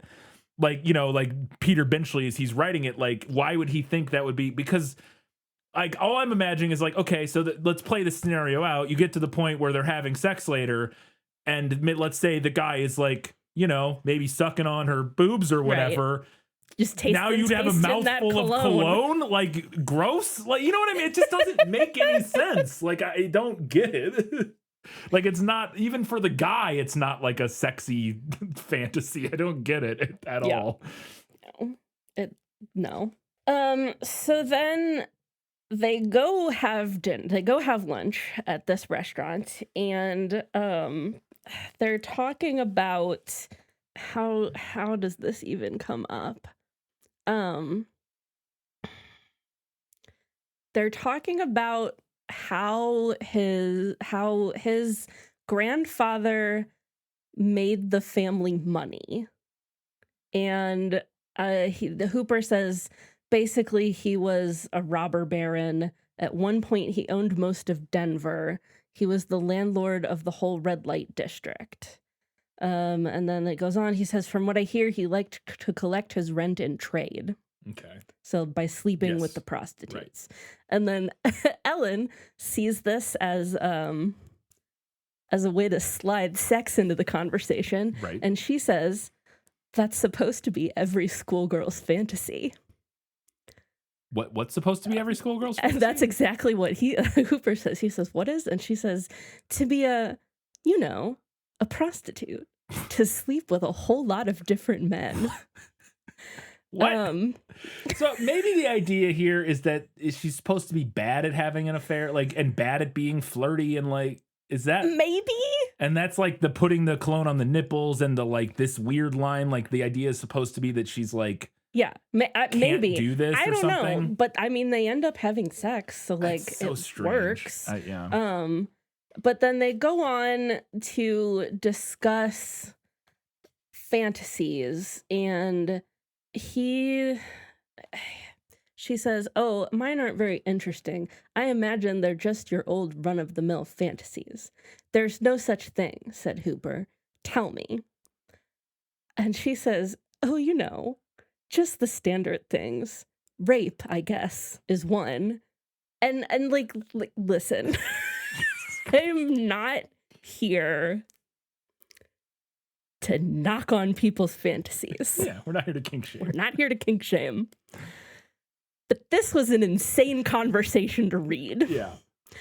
So then he makes her describe this rape fantasy that she has. And then she asks him. Keep going. Sorry, go ahead. I'm piecing together what I think is going on here. Let's see. Okay. She asks him, and he says, mine are usually orgies, or at least 3 ways. His fantasies? Yeah. Okay. 3 people, me and 2 girls. And I was like, okay, so we have a couple of really original thinkers here. Right. Yeah. So and then they go have sex. Okay. Well, and then what was your last note you had here about this? So then like they have sex, and then she feels kind of about the whole thing. Yeah. And then later on, like way closer towards the end of the book, she's talking to Larry Vaughn, who is leaving town because he's scared of the mafia. And he says to her that he's like, I've thought over the years about how we could have been a power couple if we had gotten married. And she's like, yeah, I guess so. And then after he leaves, she's like, actually, that makes me appreciate my relationship with Brody. It's fine. Everything is fine. And I'm like, I don't really know what exactly is supposed to have happened here. This whole thing feels like it was interesting. So what I was gathering from this is, as you're describing all this, just feels like a man's fantasy of like the idea of a woman being unfaithful and one being kind of pathetic and bad at it. Yeah. And then also after doing it, realizing, that was it feels like a dude's fantasy, like resolution of, I don't even know how to describe this. It to me, it just feels like Peter Benchley or whatever, like kind of putting in this weird, like moralizing thing about like, and again, the whole line about like, that's every schoolgirl's fantasy. Again, she's kind of pathetic and like, not even good at it. And then the thing being like, every schoolgirl's fantasy is being a prostitute and sleeping with a lot of guys. There feels like there's this weird idea of like deep down, like maybe women have this weird, like kind of horror complex thing. And right. like it just all of it feels vaguely wrapped in this like weird misogyny. I wouldn't like, even say vaguely. Well, okay. Well, maybe not vaguely, but like, I guess, and I think that's what it is. And then her like realizing, she appreciates her husband now and all that. Just, it all feels like, again, very paternalistic, like moralizing, like. Yeah. And it frustrated me too, because I felt like as I've mentioned in Better in the Book, I felt like some of the stuff that he initially set up with Ellen, where she's like, I used to have this one life where I was like a summer person who would come to Amity in the summer and like rent a beach house. And now I've married a townie and I live here. Yeah. And she feels like she doesn't truly belong in either world now. And she's kind of at this point where she's having this midlife crisis and she wants to try to go back to being a summer person, but she can't. Yeah. But she's also not happy being in the situation that she is. And I thought that was kind of interesting. Yeah. I was like, okay, we could go somewhere interesting with this. But then the place that he takes it is decidedly not interesting. Yeah. Yeah. Well, the place he takes it is, well, haven't you learned your lesson now, silly woman? Yeah. Like, and that's why it all feels very paternalistic and weird. And and I think that kind of is why all of it feels like that. Is I think it's supposed to be kind of humiliating for her. Like I think so. I think a lot of the stuff happening, at least that's the vibe I'm getting from the way you're reading it. I don't know. Yeah, it's interesting. Yeah, completely unnecessary because one, I really like their dynamic in the movie. I think it's really compelling. But there's also a little bit of that in there. Like we have that. There's that one scene. I think it's in the hospital or something, where he says like, "Take Michael home," and she goes like, she says like, "Back to New York" or whatever, and he goes. And he like says like, I don't know, you know what I mean. And so like she clearly doesn't love. Yeah, I don't think she loves the idea of being there. But she loves him. Yeah. And they have a good relationship and they're working through it. And there's a little bit there. The movie doesn't really go into it at all, but it adds a little bit of depth to their relationship and makes them more fleshed out characters in a way that is interesting and definitely better than that. The whole conversation in the restaurant was honestly one of the more embarrassing to read things that I've maybe ever read. Yeah. Not counting all of 50 Shades of Grey. Or the sex scene from The Godfather. Or the sex scene. That was funny, though. Yeah. God, I almost forgot about that. Oh, good times. Moving forward, I really liked the jump scare with Ben Gardner's head. Mm-hmm. I thought that was good. Yeah, it's a good moment. I also liked the two kids with the cardboard fin. I also just love that scene with Ben Gardner at night or that scene where all the like steam on the water and it's like all foggy or whatever, and then the lights under the water is always creepy, like the lights coming out from under his boat, like lighting up underneath the surface of the water I've always found that super creepy. And the two kids with the fin. That's good. I really liked the line, "You're the mayor of Shark City." Yeah. I liked that no cats die in this movie. Okay. Does a shark get a cat? No. Oh. The Brody's family cat gets killed by one of the mobsters. Oh. It was like okay. To like scare him into keeping the beaches open, but it was such a weird, like random one-off scene where like up until then we had not interacted with that like plot element at all. Yeah. And it just didn't work for me. It didn't land. I also liked that the movie nixed a lot of Quint's more sociopathic stuff. He was really hard to read about Yeah. in the book. Like the last 7,500 pages of this were just on the boat Yeah. with Quint, Brody, and Hooper. And I literally like wrote in my notes, like, Jesus Christ, are we just going to be on the boat with them for the rest of the book? Because I didn't like any of them and I didn't want to hang out with them. But Quint specifically, there's a reveal in the book that he has like a pickled baby dolphin that he's been saving to use as like really good bait. I don't even think it would be I don't good even bait, think that would be good bait, yeah, but 'cause then it's like pickled or whatever, or like I mean, preserved. it's gotta be because he's implied that he's had it for a while and it's like floating in something. Yeah. But then they go on to like have a conversation about it, and he says that he like cut it out of a pregnant dolphin. It's like a fetus.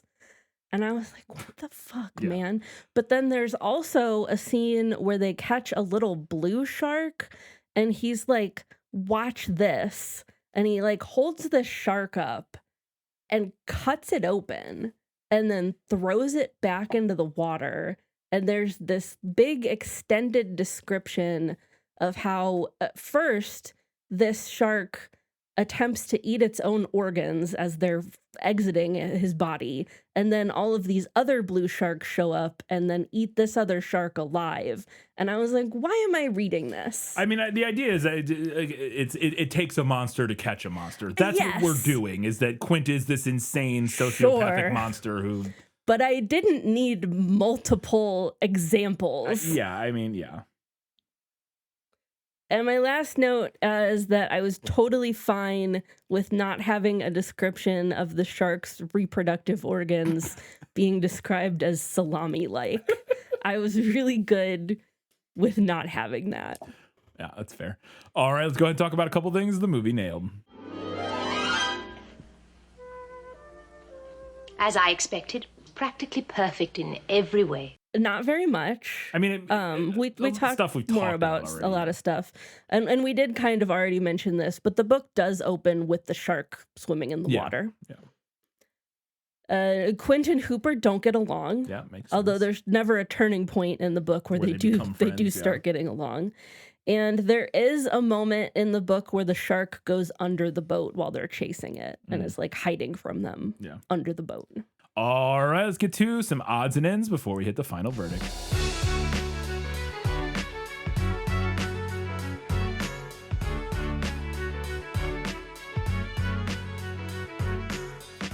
So this is a random little thing, but at the beginning of the book, after Brody has seen Chrissy's remains, he gets sick to his stomach, and then he's going to meet Harry Meadows for lunch, and because he's feeling sick to his stomach, he has Harry Meadows order him for lunch an egg salad sandwich and a glass of milk. And I was like, egg salad and milk go-to order when I'm not on feeling an great. upset stomach is diabolical. That's crazy. That's horrific. I don't know. I get maybe the idea is that it's bland. I think that's the idea, is that it's like bland. Yeah, but and oh like god, all that dairy. Yeah, it's just dairy and eggs and yeah. Another thought that I had during the movie when they had all the people show up fishermen. to try to hunt the shark was that I feel like a bunch of nuts coming in to do that are still people in your town spending money. It's very true. Yeah, they got to buy bait and stuff and blah, blah, blah. They got somewhere to stay. They got to stay somewhere. Yeah, absolutely.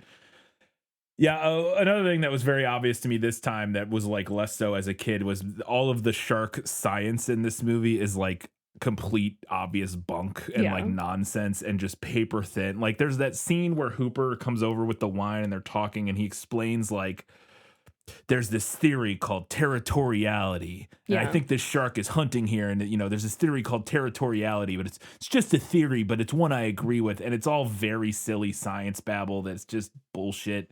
And even then, I feel like I know we've learned a lot about sharks in the intervening years, Right. but even for 1975 or whatever, I feel like this was still like really like bad, like science nonsense, like pseudoscience babble about sharks, and just very dumb, in a lot of ways. And like the way where he's just talking about how it hunts and stuff, and it's like it's a rogue shark, and like I was like, is that a thing? I don't think that's a thing. Aren't all sharks technically rogue sharks? Maybe not. I think there are some that I don't know. Like they don't hang out in groups, right? Maybe. I actually don't know. They might. I think maybe. I have no idea. But it just I felt like I'm pretty sure all the science, anything in this is obviously we know that all the stuff about sharks, like when they're talking about how it's like, oh, it gets a taste for human and stuff like that. It's all bullshit. But like, yeah, it's very silly. We already kind of talked about this, but I did like the line, Martin hates boats. He hates water. I'm like, bro, why'd you take this job? Yeah. That's the backstory I want. How did he get convinced to take this job? Yeah. So I randomly watched All the President's Men over the weekend while you were out of town last weekend. Partially because I had talked about in the prequel that people had talked about how this movie was kind of like a response to Watergate. Yeah. Mainly just in the very broad sense of a disillusionment with authority and government and blah, blah, blah, and all that sort of stuff. And I'm sure there are other like metaphorical stuff if you really want to deep dive into like different elements of the film and what it could represent or whatever. I think it's very clear that it's not what they were doing. It doesn't strike me as like that's what the movie is like trying to be, like an allegory. I could see it maybe more for the book than the movie. Yeah. Maybe, but when did the book come out? The year before the movie, 74. Okay, so still after Watergate. Yeah. Anyway, so I watched All the President's Men, which for people who don't know is about Watergate. It's about the reporting on Watergate, specifically by the Washington Post. My mom loves that book. It's a and it is based on a book. I don't know if she also loves the movie. She probably does. I bet she does. But so the movie came out, All the President's Men came out, I believe the year after Jaws came out, or vice versa. It was 175 and the other. So Jaws is 75, I believe. Yeah. And then All the President's Men is 76. So he literally very, very similar in time period when they came out. And it's fascinating how stylistically similar like these movies from this period of the 70s are. Like they're all like influenced by like De Palma and stuff like that, like tons of split diopter shots and just the framing. But another thing that I thought was really interesting that this movie and Jaws and All the President's Men had in common is the chaotic dialogue of like people all talking at the same time. That happens a ton, and because it's in like a newsroom, a lot of it happens in a newsroom, so people are like constantly talking around each other. But this movie, especially in the beginning, for like the first act, has a ton of scenes where like 5 people are in a scene at once, all talking, and like you're kind of picking up different, and that's like a thing you don't see a ton.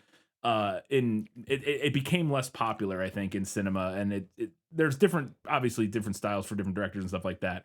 But I thought it was really interesting how similar stylistically, in a lot of ways, Jaws was to All the President's Men. I was like, I thought, which was interesting. Again, going back to the fact that apparently a very common interpretation of Jaws is it as kind of a cultural zeitgeisty response to Watergate. So I thought that was just kind of interesting that I felt like they're very similar in a lot of ways. There was something specific, and I can't remember, I didn't write it down. There was some specific moment in All the President's Men or in Jaws that happened that reminded me of something very specific, other than the dialogue, like talking thing. There was some specific moment that I was like, my God, that's like very similar. Like, I almost wonder if All the President's Men like took that moment from Jaws or something. I can't remember what it was. I would have to go back and watch it again, but which we'll probably do it one day. Eventually my mom will ask us to do it. Yes. It was a good movie. It wasn't like my favorite thing ever, and we'll talk if we ever do it. I think it helps a lot if you know more about Watergate than I do. I think it gives you maybe a little bit of grounding for understanding who all the players are and stuff like that, whereas watching the movie I was a little bit like trying to keep up with all of the information that's being revealed. Yeah, I really don't know a ton about I don't know. Other than know like more the about it now. General idea of what happened, but I don't know a lot of details. I know more about Watergate. it now, and I have a pretty good understanding of essentially Nixon and a bunch of his people, All the President's Men. That's what it's about. We're bugging and we're paying people to bug like Democratic offices and stuff like that. It had been, and they were doing other stuff, but the thing they got caught for was bugging the Watergate Hotel, which was like the Democratic National Convention like office or something like that, just to like spy on them basically. And then the big reveal is that finding out that it does go all the way up to Nixon, because initially they're like, oh, we don't know who these people are working for, and then they start slowly piece by piece revealing like, oh, this person's involved. Oh, this person's involved. And then eventually it gets to the point where it's like, holy shit, it goes all the way to Nixon. Again, it's a very compelling movie. I thought the ending was, oh, that's what it was. It was the typewriter. We get a scene in Jaws at the beginning where he's typing up the death report or whatever for the swimmer at the beginning, and we get like the banging of the like, and it's like this close up of him typing. That's how All the President's Men ends. It ends on the final, like it does like a Breakfast Club close where it's like, here's what happened to all the people, but they do it with just a close up of a typewriter page and a typewriter typing out like Nixon was blah blah blah resigned, and blah, you know, it just goes through like what all the people involved did. And it reminded me a lot of that shot from Jaws. I was like, that's interesting. I wonder if that was inspired by the shot from Jaws or just a coincidence or whatever. Or they're both inspired by something else. I don't know. Do you all, moving on, do you know anything about the zinc oxide on the nose thing? Because I've never understood that. So we see, Ellen tells him, she's like, I packed your zinc oxide or whatever. And then we see later Brody has it on his nose. And like, I know it was used essentially as like sunblock. But I never understood... was the idea, did like, and that's why you can see it, is that zinc oxide, it just stays there and it like, it stops sun damage. But I never understood, is like, was the idea that they're just trying to stop their nose from getting burned? Or was there some weird pseudoscience belief that like putting zinc oxide on your nose, like protected you generally from the sun or something like that? You know what I mean? Because I just always found it so strange that were people only the thing that's weird to me about it is, were people only getting burned on their noses? For me, when I have gotten sunburns in my life, my nose is like, sure, it can get, but it's not my cheeks, my neck, there's so many parts, my ears, there's so many parts of my body that are more susceptible to being sunburned, or as susceptible to being sunburned as my nose, that I've never understood why in movies when you see people do this, it's only ever on their nose. So that's my question. Okay. So you wrote this down and then I went on a whole tangent. Okay. So zinc oxide is just mineral sunscreen. It's sunblock. Yeah. Yes. It's like, so there's two different types of sun protection that you can employ. Sunscreen, which is a chemical barrier that absorbs UV rays, and that can be made of multiple different things. Yeah, but that's what most of what people buy today. Sunblock is a physical barrier, and it works by reflecting the UV rays away from your skin, which is why you're supposed to put on enough of it that it's visible. Yes. And if you're in the US, you generally won't see the word sunblock on a label because of the FDA. But if you look at the ingredients, if your sun protectant contains zinc oxide or titanium dioxide, it's a mineral sunscreen, aka sunblock. Right. So you should be putting a lot of it on. Yeah. About the note, I don't know. Okay, because that's the part that has always been crazy to me. I always just assumed the idea was that, like, oh, I'm going to burn easier or quicker on my nose. But then I was thinking about it and I was like, that's not the case for me. Exactly. Because I always, and I'm pretty good about putting on sunscreen every day. Yeah. But if I don't, I always burn on my forehead first. Yeah. Like I start to feel it like at the top of my forehead. I get it on my cheeks. I also have a massive forehead, so that's probably why. Like I get it on my cheeks and my nose a little bit, but it's mainly my cheeks that I will start to sunburn on first, or my neck, or like I said, a million other things. And so I've just never understood why, like the cultural, because I assume this was a thing people were doing in real life. It's like a visual shorthand for having sunscreen on. It's like to have it on your nose. Right. But I guess my question was that how people were actually applying zinc oxide? Is it just a movie thing? You know what I mean? Yeah. Because again, I'm like, well, if you're going to do that, why would you not have it also on your cheeks, on your neck? Like, I've never understood it, and Can somebody who's older than us Yes. tell us if this was Ask common my practice in Next real time life? when my parents come down for my birthday, we'll talk to them and see if they ever used zinc oxide sunblock. But I've just never understood it, why it's always just on the nose. And again, I understand that it's a different thing. It's not regular sunscreen. That's why you like, I get all of that. I've just like, to me, it's been like, is that really worth it? Like, you're just putting it on your nose. That's it. That's why I was like, maybe there's some weird thing where, because I could almost believe this, that there was like this broad, weird pseudoscience belief that like somehow having like the sunblock on your nose was somehow protecting all of you. Yes. I don't know. I know it sounds stupid, but people believe a lot of stupid things and have throughout history. Yes. So like, I'm like, maybe it was something like, I don't know. I'm genuinely unsure. And so I was just curious. Anyways, if you know, please tell us. I'm sure I could look it up and find, I'm sure somebody has done a video on, this is the kind of weird thing that like video essays get made about. So I'm sure it exists. But one thing that was random that I'd never noticed before in the movie is that there are several shooting stars. Yeah, when they're out on the boat. When they're out on the boat, which I thought was kind of cool and just interesting. Maybe you could make a weird, if you wanted to be like a Steven Spielberg, like conspiracy theorist guy, it's like prequel, like for, it's E.T.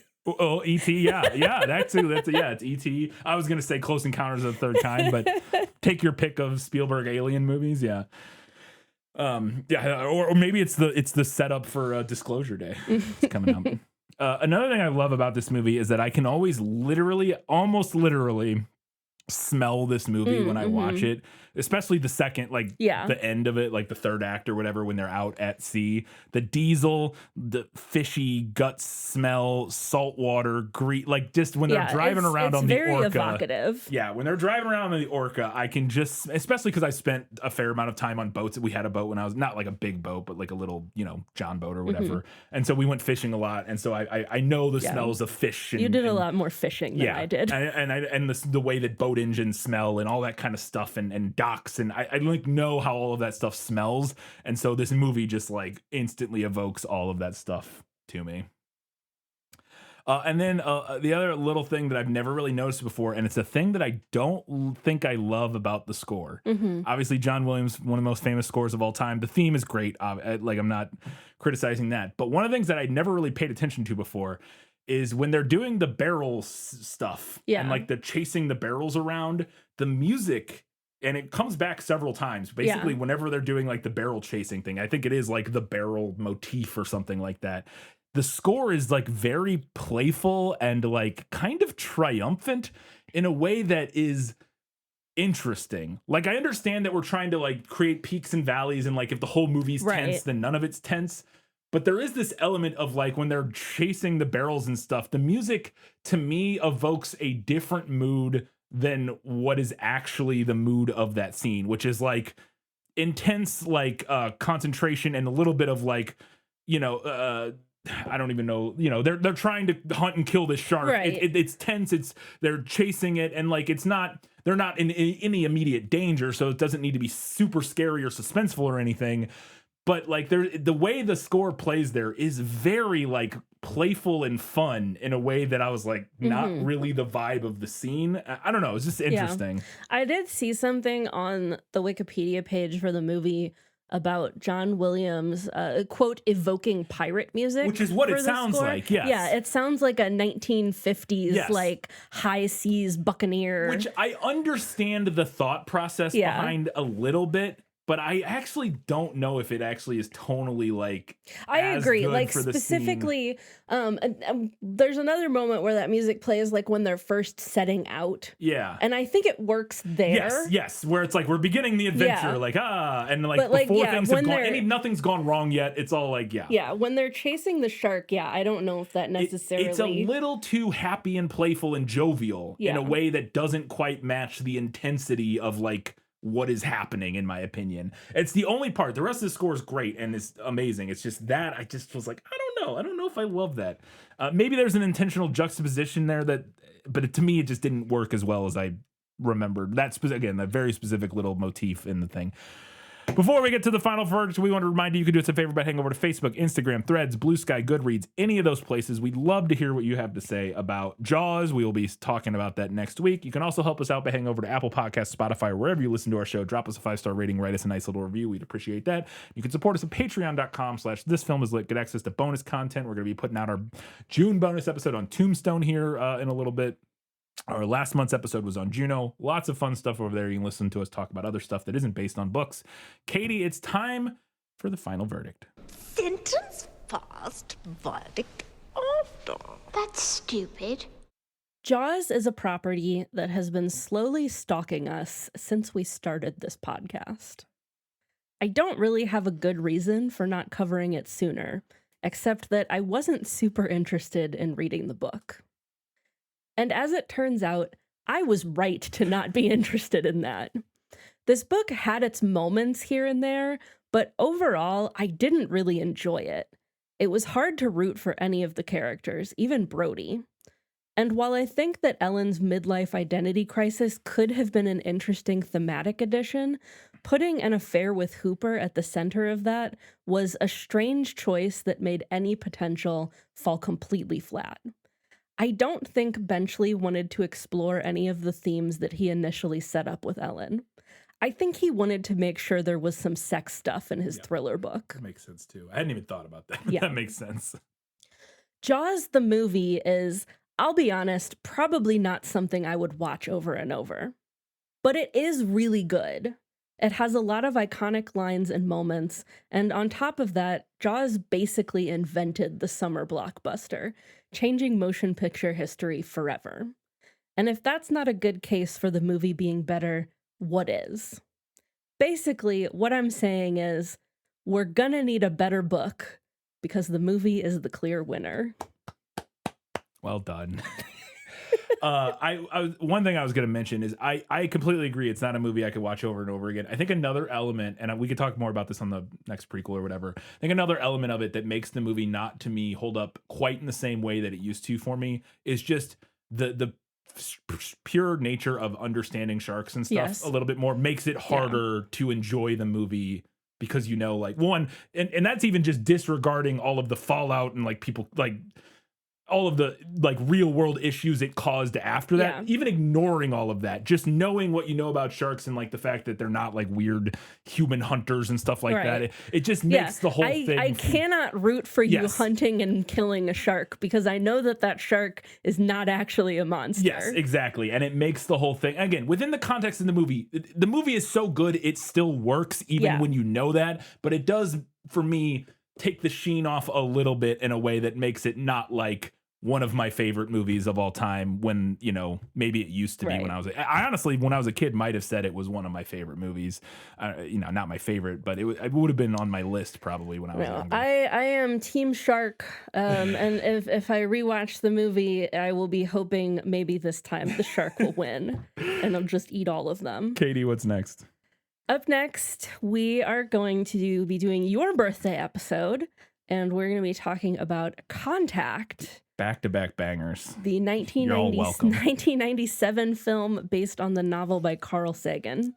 Yeah. And you are currently reading that. I am currently reading it. I've been wanting to read this. I love the movie. It's one of my favorite movies, especially was as a kid.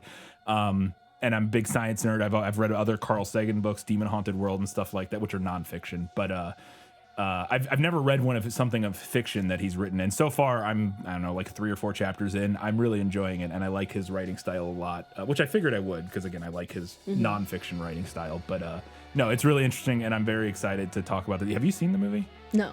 Oh, just can't wait. It's so good. Anyways, that'll be in 2 weeks' time, but in 1 week's time, we're seeing what you all had to say about Jaws. Until that time, guys, gals, my binary pals, and everybody else, keep reading books, watching movies, and keep being awesome.